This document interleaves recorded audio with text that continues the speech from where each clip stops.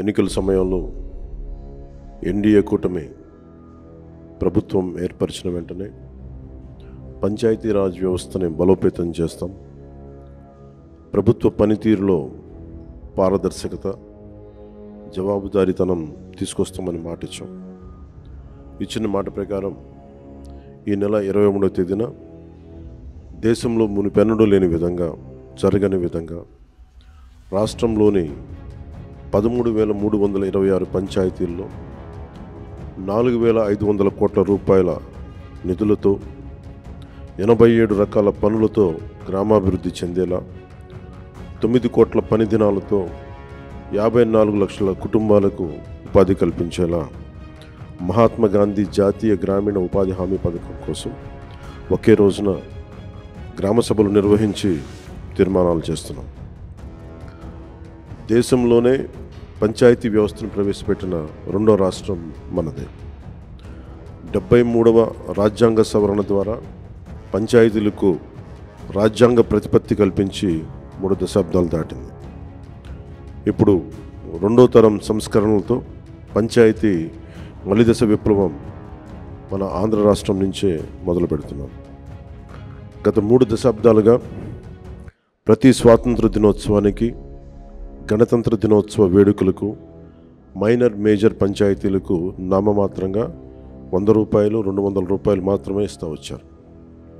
మనం తీసుకొస్తున్న పంచాయతీ సంస్కరణలో భాగంగా 100 రూపాయలను 10,000 రూపాయలు, 250 రూపాయలను 25,000కు పెంచి మా ఎన్డీఏ ప్రభుత్వం చిత్తశుద్ధిని చూపాం. ఆ సంస్కరణలు కొనసాగింపుగా గ్రామ సభలు నిర్వహిస్తున్నాం. గ్రామ సభ అంటే ఒక 10 మంది చేరడం కాదు, గ్రామాభివృద్ధికి బాధ్యత తీసుకోవటం, మన గ్రామాన్ని మనమే పరిపాలించుకోవడం. భారతదేశపు మూలాలు, జీవం, చైతన్యం మన పల్లెల్లోనే పదిలంగా ఉంటుందని మహాత్మా గాంధీ గారు చెప్పారు. అలాంటి పల్లెల బాగు కోసం ప్రధానమంత్రి శ్రీ నరేంద్ర మోదీ గారి సంకల్పంతో, ముఖ్యమంత్రి శ్రీ చంద్రబాబు గారి నేతృత్వంలో పంచాయతీరాజ్ శాఖ మంత్రిత్వ శాఖ సారథ్యంలో సాధారణ పంచాయతీలను స్వయం శక్తి పంచాయతీలుగా సాకారం చేసుకునేలా మేము ఈ పంచాయతీల గ్రామ సభల్లో పాల్గొనండి, దిగ్విజయం చేయండి. గత ప్రభుత్వంలో 2019-2023 వరకు 40,000 కోట్ల 579 కోట్ల రూపాయల జాతీయ ఉపాధి హామీ పథకం పనులు చేశారు. కానీ అవి ఎక్కడ కూడా దాని రిజల్ట్ ఎక్కడ క్షేత్రస్థాయిలో కనిపించలేదు. దేనికి వాడారు డబ్బులు? పనులకే వాడుంటే, ఇన్ఫ్రాస్ట్రక్చర్ డెవలప్మెంట్కే వాడుంటే రిజల్ట్స్ కనిపించాయి. రిజల్ట్స్ ఇక్కడ నామమాత్రంగానే ఉన్నాయి. అలాగే పోయినసారి అంతకుముందు 2019-24కి దాదాపు 240 కోట్లు పైచిలకు పంచాయతీల నుంచి ఆదాయం వచ్చేది. అందరికీ పెరిగినాయి కానీ పంచాయతీలకు ఆదాయం తగ్గిపోయింది ఈ వైసీపీ వచ్చాక. సో వాళ్ళు 170 కోట్లకు పరిమితం చేశారు.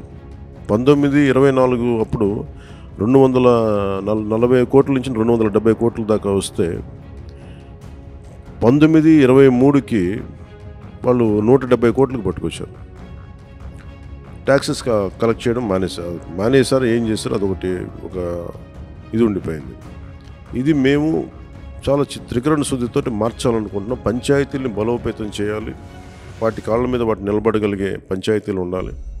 సెల్ఫ్ జనరేటింగ్ పంచాయత్స్, వాటి విద్యుత్తుని అవే ఉత్పత్తి చేసుకునేలాగా రాష్ట్ర అభివృద్ధిలోనే కాదు, దేశ అభివృద్ధిలో కూడా చాలా కీలకమైన పంచాయతీలు కీలకంగా ఉండాలి అని చెప్పి మన ఈ రివ్యూ మీటింగ్స్లో కూడా చాలా ముఖ్యమంత్రి గారితో జరిగిన రివ్యూ మీటింగ్లు కూడా తీసుకున్నాం. అలాగే ప్రతి పంచాయతీకి ఒక యూనిక్ గుణం ఉంటుంది, ఒక ప్రత్యేక గుణం ఉంటుంది. ఇప్పుడు మనకి విశాఖపట్నం ఆనందపురం విలేజ్, ఆనందపురం మండలం, విశాఖపట్నం లాంటి చోట ప్రత్యేకత అక్కడ పువ్వులు. అక్కడి నుంచి పువ్వులు ఎక్స్పోర్ట్ చేసే విధంగా కొన్ని ప్రత్యేకించి పెట్టుకోవచ్చు మనం. అలాగే అరకు కాఫీ మన అరకు విలేజ్ నుంచి వస్తుంది, అరకు మండలం నుంచి. అలాగే ప్రతి మంగళగిరిలో మన చీరలు కానీ, మన సత్యసాయి జిల్లాలో లేపాక్షి కానీ, అలాగే ఒంగోలు జిల్లాలో చీమకుర్తి గ్రామం కానీ, బాపట్లలో వేటపాలెం కానీ, కృష్ణా డిస్ట్రిక్ట్లో చిలకలపూడి కానీ, ఇలాంటి ఏ జిల్లాలో ఏ పంచాయతీలు తీసుకున్న కొన్ని ప్రత్యేకతలు ఉన్నాయి. సో మీ పంచాయతీల ప్రత్యేకత ఏంటి, దాన్ని కూడా రేపు గ్రామ సభల్లో తదుపరి గ్రామ సభల్లో ఇవన్నీ నిర్ణయించుకోమని చెప్పాం. So we would like to promote that plan. దీంట్లో పెద్ద ఎత్తున యువత, మహిళలు పాల్గొనాలని మేము కోరుకుంటా ఉన్నాం. ఎందుకంటే మీ భవిష్యత్తు ఇది. గత ఎన్నికల్లో రాష్ట్రం కోసం మీరు ఎలా తరలి వచ్చారో, రాష్ట్ర మీ బాధ్యతగా చేపట్టి ఎన్నికల్ని ఎలా తరలి వచ్చారో, ఈ గ్రామ సభలకు కూడా రాష్ట్రంలో ఉన్న నలుమూలలో ఉన్న యువత, పక్క రాష్ట్రాల్లో ఉన్న యువత, మహిళలు మీరు పాల్గొనాలని కోరుకుంటా ఉన్నాను. ముఖ్యంగా మహిళలకి నేను విన్నవించుకుంటా ఉన్నాను. ప్రెసిడెంట్ ముర్ముర్ గారు కూడా విలేజ్ పంచాయతీ నుంచే వచ్చారు, సర్పంచ్గానే ఎదిగారు. ఈ రోజున ఆవిడ ప్రెసిడెంట్ అయ్యారు. అందుకని మహిళలు ఈ 1/3 ఈ సాధికారత పొలిటికల్ ఎంపవర్మెంట్ జరగబోతోంది. దాంట్లో భాగంగానే మీ గ్రామ సభల్లో మహిళలు కూడా చాలా బలంగా పాల్గొనాలని నేను ఆర్థిస్తున్నాను. అలాగే పంచాయతీలకు సంబంధించి ఉదాహరణకి చాలా పంచాయతీలు నిరుపయోగంగా భూమి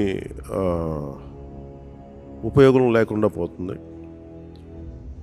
అలాగే పంచాయతీలు మొన్నదాకా మనకి స్వచ్ఛ భారత్ కోసం ఒకప్పుడు మనకి ఓపెన్ డెఫికేషన్స్, మొత్తం గ్రామాల్లోకి వెళ్తే ఓపెన్ డెఫికేషన్ చాలా బహిరంగ మల విసర్జన కనిపించేది.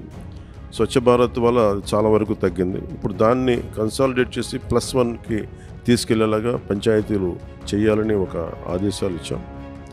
అలాగే ఇప్పుడు కీలకమైనది ఏంటంటే ఊళ్ళలోకి రాగానే చెత్తా చెదారంతో కనిపిస్తూ ఉన్న గ్రామాల్లోకి రాగానే ఎట్టి పరిస్థితుల్లో క్లీన్ అండ్ గ్రీన్ విలేజెస్ కావాలి, దాని తగ్గట్టుగా ప్రణాళికలు చేయాలని చెప్పి ప్రణాళికలు సిద్ధం చేస్తున్నాం. దాంట్లో అందరూ పాలు పంచుకోవాలి, దాని తగ్గట్టుగా కార్యాచరణ ఉంటుంది. క్లీన్ గ్రామాలు, గ్రీన్ గ్రామాల మీద దృష్టి పెడతా ఉన్నాం. ఇంకొకటి కీలకమైనది ఏం చెప్పామంటే, మన భారతదేశానికి కలప ఒక్క డెన్మార్క్ నుంచి దాదాపు 6,000 కోట్ల విలువైన కలప ఇంపోర్ట్ చేసుకుంటాం. దాదాపు 1,700 కోట్ల కేజీలు ఒక డెన్మార్క్ నుంచి ఇంపోర్ట్ చేసుకుంటాం. 6,000 కోట్ల రూపాయలు. అంటే మన విదేశ మారక ద్రవ్యం చెక్క ఇంపోర్ట్ కోసం మనం తీసుకోవాల్సి వస్తుంది. అది ఎక్కడి నుంచి తీసుకుంటున్నాం? డెన్మార్క్ దేశం నుంచి. డెన్మార్క్ మన ఆంధ్రప్రదేశ్తో కంపేర్ చేస్తే దాదాపు దాంట్లో ఒక 0.6 టైమ్స్ ఉంటుంది. కనీసం ఒక పావంతు కూడా ఉన్న దేశం అది. కానీ దాని నుంచి మనం దేశం ఎంత ఇంపోర్ట్ చేసుకుంటాం? మనం 3.8 టైమ్స్ ఎక్కువ డెన్మార్క్ వైశాల్యం కంటే కూడా. సో మేము కోరుకుంటుంది పంచాయతీ వ్యవస్థలో మేము చేయదలుచుకుంది ఏంటంటే, ప్రతి పంచాయతీలో 5 నుంచి 15 ఎకరాలు పంచాయతీ భూమి ఉంటుంది. ఆ భూమిలో మనకు కావాల్సిన కలపని మన సోషల్ ఫారెస్ట్రీ పెంచి దాని మీద దాన్ని వెల్త్ క్రియేషన్ జరగాలి త్రూ ఫారెస్ట్. దానికి కనుక ఒక ప్రాపర్టీ ఇంటర్నేషనల్ లేబులింగ్ ఒకటి వేయించి, ఒక స్టాంప్, ఒక ISI మార్క్ లాంటిది ఒకటి వేయిస్తే దానికి విలువ చాలా ఉంటుంది అని చెప్పి చాలా మంది తెలియజేశారు. అది కూడా ఇంక్లూడ్ చేస్తూ ఉన్నాం. సో ప్రతి ఈ నరేగా ఫండ్స్ మొత్తం ఒక 87 పనులకి దీన్ని అప్లై చేస్తూ ఉన్నాం.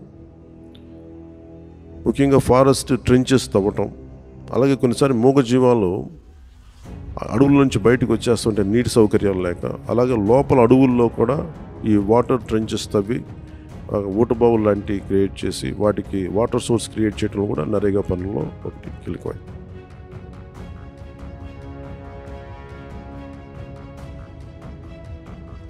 ఇంకొకటి ప్రతి పంచాయతీకి సంబంధించి మేము ఐడెంటిఫై చేస్తున్నాం.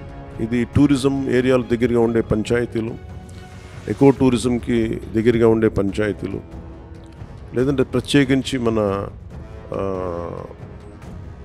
ఉప్పాడ మంగళగిరి లాంటి చోట ప్రత్యేకంగా మన చీరలు మన నేతలు మన నేత పరిశ్రమలు ఉన్నాయి, దాన్ని ప్రత్యేకంగా విజిట్ చేసేలాగా. ఇప్పుడు చాలామంది కంచికి వెళ్తారు ఆ చీరలు కొనుక్కోవడం కోసం. సో అలాంటి సౌకర్యాలు వాళ్ళ ఊళ్ళకి వచ్చి మగ్గాల దగ్గరికి వచ్చి చూసుకొని కొనుక్కోలేక ఇట్లాంటివి ప్రత్యేకమైన దృష్టి పెడతా ఉన్నాం. సో ఈ దృష్టిలో మేమందరం పనిచేసుకుంటూ వెళ్తామని తెలియజేసుకుంటూ, రేపు మీ అందరి సహాయ సహకారాలు కూడా కావాలి. మొట్టమొదటిసారి భారతదేశంలోనే ఇన్ని వేల పంచాయతీలకి చేయలేదు, దానికి మనం శ్రీకారం చుట్టాం. ఈ కొత్త ప్రభుత్వానికి మీడియా వారి ఆశీస్సులు, మీ సహాయ సహకారాలు కావాలని కోరుకుంటూ సెలవు తీసుకుంటున్నాను.